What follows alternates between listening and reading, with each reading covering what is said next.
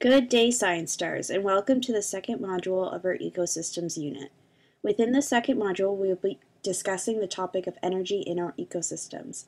But before we dive into our brief instructional talk, I would like to review quickly the online tools we will be using. The first online tool I would like to review with you is Google Groups.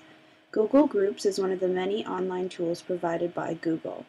Everyone has free access at that to these online tools, granted that you have a Gmail account.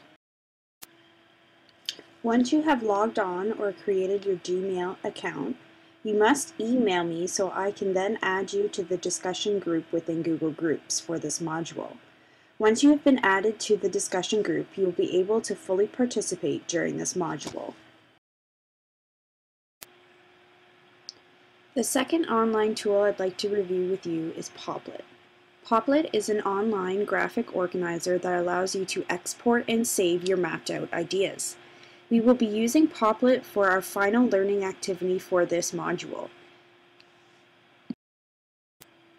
The final online tool I will review with you will be Google Forms. Google Forms is a tool that I use as an instructor to gain some feedback from you to ensure you are following and understanding the content I'm presenting to you within this module.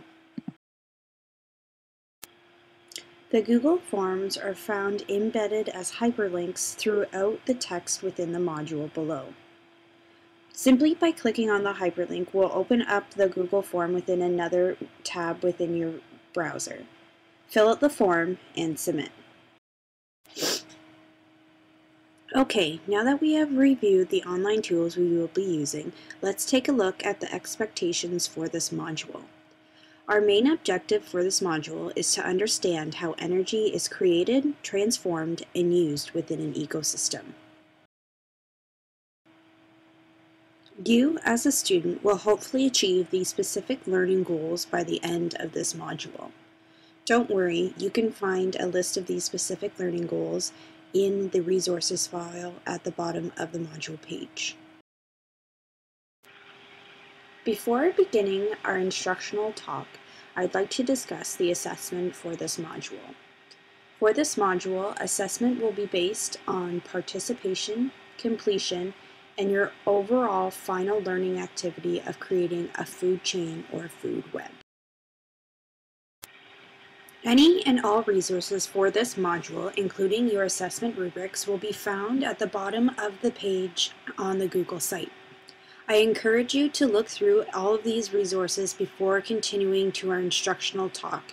This way you'll have a full idea of what's expected for this module. After setting up all of your online tools, you are now ready to continue to the instructional talk.